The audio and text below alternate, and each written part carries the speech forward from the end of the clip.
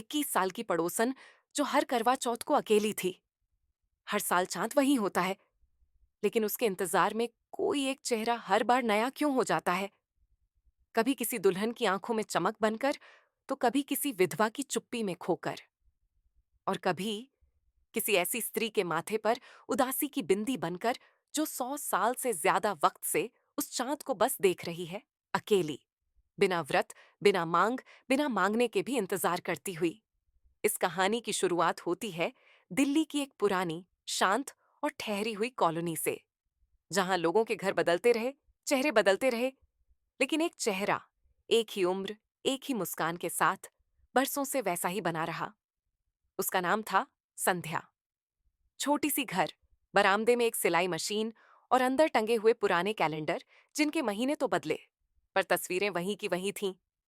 संध्या, 21 साल की दिखने वाली एक लड़की, लेकिन असल में एक 125 साल की थी। हाँ, ये सच है, वो अमर थी। ना बूढ़ी होती, ना बीमार पड़ती, और न मरती। 1900 में राजस्थान के एक छोटे से कस्बे में जन्मी संध्या। बचपन में उसकी आंखों में सपने थे, जैसे हर लड़की के होते हैं। लेकिन जब उसकी शादी तय हुई, तब एक धोखेबाज ठग ने उसे प्रेम का जाल बिछाकर लूट लिया। उस रात शादी की मेहंदी सजी हथेलियों से लेकर आंखों की लज्जा तक सब कुछ टूट गया। और टूटे हुए उस विश्वास के साथ उसने एक व्रत लिया। जब तक कोई मुझे सच्चे मन से बिना शर्त प्रेम न करे, मैं विवाह नहीं करूंगी और न ही वृद्ध होऊंगी। मैं वक़्त को थाम लूंगी, जब तक मुझे कोई फिर से पूरा ना करे। वक़्त गुजरा, दुनिया बदल गई, देश आजाद हुआ, युद्ध हुए, स्मार्टफोन आए, लेकिन संध्या वही रही। हर करवा चौथ की रात वो चुपचाप बालकनी में बैठती। बगल की गृहिणियां चांद देखने की थाली सजाती, गीत गाती, और संध्या सिर्फ चांद को देखती, बिना व्रत के, लेकिन एक व्रत के साथ जो दिल में था। फिर एक दिन कॉलोनी में आया एक नया किराएदार। नाम था आदित्य। 21 साल का नौजवान, जो दिल्ली यूनिवर्सिटी में हिंदी ऑनर्स का छात्र था। अपने माता पिता को खो चुका और अब एक छोटे से कमरे में अकेला रहता था। उसकी आंखों में कहानियां थीं और आवाज में वो सच्चाई जो कम उम्र में कम ही मिलती है। उनकी पहली मुलाकात हुई सिलाई के एक ऑर्डर पर। आदित्य ने अपने दोस्त की शादी के लिए कुर्ता सिलवाने भेजा था। संध्या ने उसे नापा और कहा, तुम्हारी ऊंचाई तो ठीक है, पर कंधों पर कुछ बोझ भी है। बहुत जल्दी बड़ा हो गए हो लगता है। आदित्य मुस्कुराया। आप मनोवैज्ञानिक हैं या दर्जी? संध्या ने हंसते हुए कहा। अक्सर दोनों एक साथ हो जाते हैं। बस वहीं से रिश्ता शुरू हुआ। कभी सिलाई के बहाने, कभी किताबों के।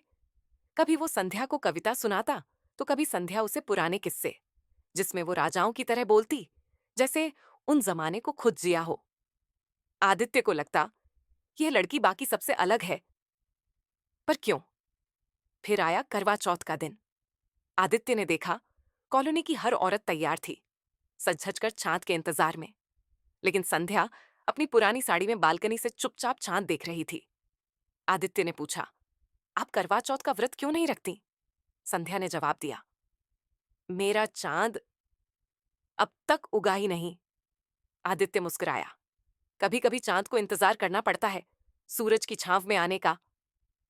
उसी दिन आदित्य ने उसे एक स्केच गिफ्ट किया। उसमें संध्या थी, चांद की रोशनी में, मांग में सिंदूर और आंखों में भरोसा। संध्या की आंखें भीग गईं। रात को पहली बार उसने व्रत रखा, न आदित्य के लिए, बल्कि खुद के उस हिस्से के लिए जो अब भी किसी प्रेम के स्पर्श को महसूस करना चाहता था।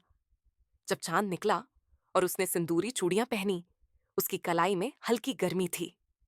उसने महसूस किया, उसका दिल, जो सालों से शांत था, पहली बार जोर से धड़क रहा था।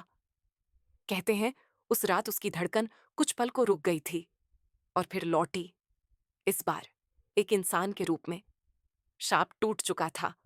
वो अब बूढ़ी हो सकती थी, मर सकती थी, पर सबसे बड़ी बात, अब वो जी सकती थी। आदित्य ने उसके सामने घुटनों पर बैठकर शादी का प्रस्ताव रखा और कहा, अब जब तुम हर दिन जियोगी, तो क्या मैं तुम्हारे हर दिन में साथ रह सकता हूं?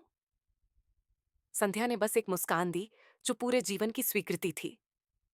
शादी छोटी सी हुई, बस दो गवाह, एक मंदिर और बहुत सारा प्यार। संध्या अब हर करवा चौथ को सजती थी, लेकिन अब अकेले नहीं।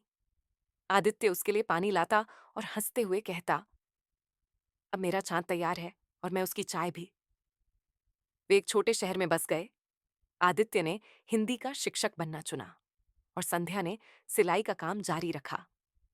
लेकिन अब वो केवल साड़ी नहीं सीती थी, वो हर टांके में अपनी नई जिंदगी बुनती थी। बच्चे नहीं थे, पर मोहल्ले के हर बच्चे उन्हें चांद वाली मम्मी कहते थे। रात को दोनों साथ बैठकर पुराने गाने सुनते, किताबें पढ़ते और वक्त को थामे बिना जिए जाते। अब उम्र आती थी। संध्या की आंखों के नीचे रेखाएं थीं, हाथों में कंपी, लेकिन दिल में वही गर्मी जिसे आदित्य ने दिया था। संध्या अब अमर नहीं थी, पर हर करवा चौथ को जब वो बालकनी से चांद को देखती, तो उसकी आंखों में वही चमक होती कि इंतजार ने उसे भले ही 100 साल थकाया हो, पर एक प्रेम ने उसे जिंदगी भर जगा दिया। और चांद अब हर साल वही था, पर उस इंतजार में अब चेहरा नहीं बदलता था। अगर आपको कहानी छू गई हो, तो इसे अपने दिल के आंगन में जगह दीजिए। लाइक करें, कमेंट करें और सब्सक्राइब करें हमारे चैनल मसालेदार कहानियन के लिए, जहां हर कहानी में एक दीप जलता है।